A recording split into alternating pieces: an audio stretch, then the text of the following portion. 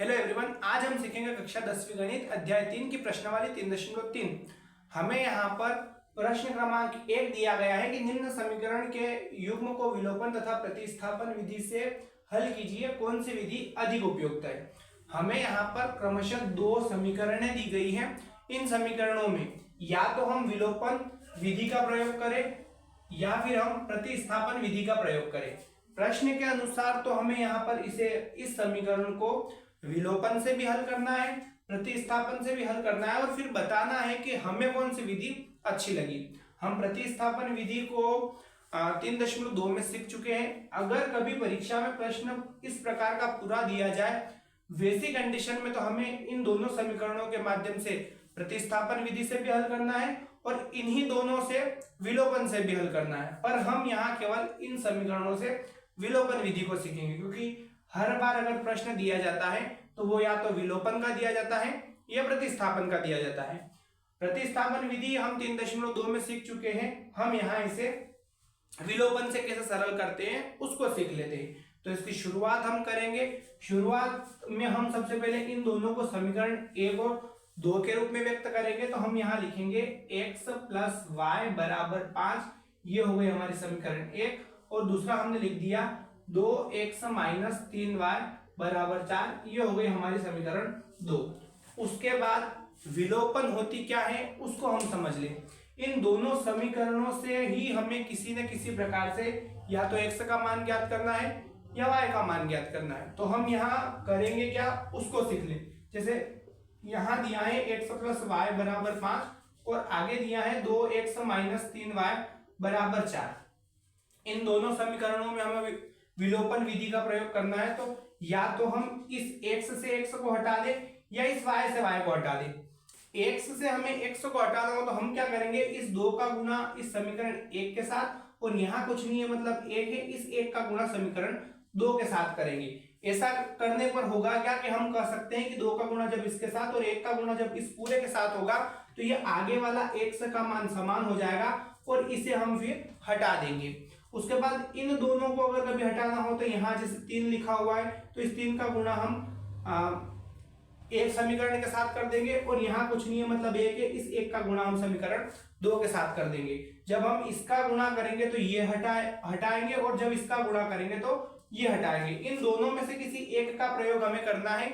हम कोशिश करें कि आगे वाली संख्या को ही हम हटाएं। उसके बाद ये ऐसे डायरेक्ट हम नहीं हटा सकते। हमें क्या करना रहेगा कि समीकरण 1 और 2 दोनों में संतुलित करने के बाद हमें यहाँ पर घटाना है। और घटाने की शर्त ये रहेगी कि जैसे यहाँ कभी प्लस दिया जाए तो हम इसका माइनस में कर देंगे, यहाँ माइनस दिया जाए तो हम इसको प्लस में कर देंगे और यहाँ प्लस दिया जाए तो इसको हम माइनस में कर देंगे। यानी अब ये 2x माइनस का हो जाएगा, ये 3y प्लस का हो जाएगा और ये 4 माइनस का हो जाएगा। इस प्रकार से हमें इस विलोपन विधि में समीकरणों को संतुलित करके x और y के मान ज्ञात करने हैं। हम वहां लिखना शुरू करेंगे।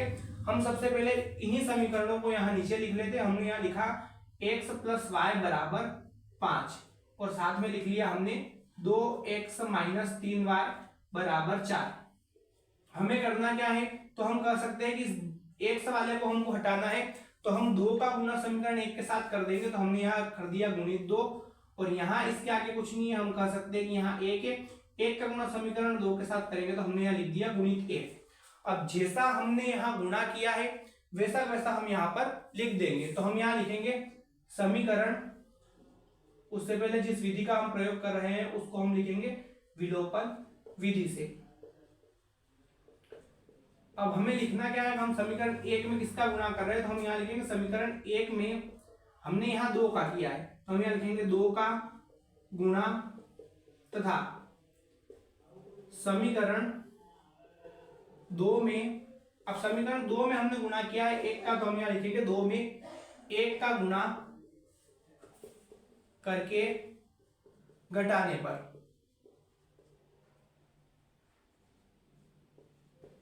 अब हम पहले इसका गुणा कर लेते हैं तो ये हो जाएगा 2 का x के साथ यानी 2x फिर 2 का y के साथ यानी प्लस का 2y बराबर में 2 का 5 के साथ यानी हो जाएगा 10। 1 का गुणा इस पूरी समीकरण के साथ करेंगे तो कोई चेंज नहीं होगा, तो ये ऐसा कैसा हमने लिख दिया। उसके बाद हमें इसको घटाना है तो तो हम यहाँ कर सकते हैं कि नीचे वाले समीकरण के हमें जितने भी चिन्ह है उनको चेंज करना है। यानी ये 2x जो प्लस का है इसे हम कर देंगे माइनस का, ये 3y जो माइनस का है इसे हम कर देंगे प्लस का, और ये 4 जो प्लस का है इसे हमने कर दिया माइनस का। यहाँ प्लस माइनस माइनस हो गया, नीचे चिन्ह चेंज होने के बाद यहाँ जैसे 2 प्लस का था तो अब ये माइनस का हो गया था, ये माइनस का 3 था ये प्लस का हो गया, और ये प्लस का 4 था माइनस का हो गया, यानी चिन्ह इनके चेंज हो जाएंगे। यहाँ 2 जो है वो प्लस का है और 3y भी वो प्लस का है, तो हम इनको जोड़ेंगे तो हो जाएगा 5y बराबर में 10 में से 4 गए क्योंकि यहाँ माइनस था, तो 10 में से 4 जाएंगे यहाँ 6 बचेंगे, यानी ये निकल कर आया है 5y बराबर 6।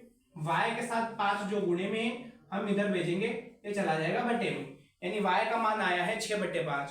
अब इतना करने के बाद हमें कुछ नहीं करना है, या तो हम इस y का मान समीकरण 1 में रख दे या इसी y का मान समीकरण 2 में रख दे, हमारा x का मान ज्ञात हो जाएगा। तो हम यहां लिखेंगे y का मान समीकरण 1 में रखने पर, समीकरण 1 जो है हम उसको उतार लेते पहले, तो ये दे रखा है x प्लस वाई बराबर 5, हमें y की जगह 6/5 रखना है, तो हमने यहाँ लिख दिया x प्लस 6/5 बराबर 5।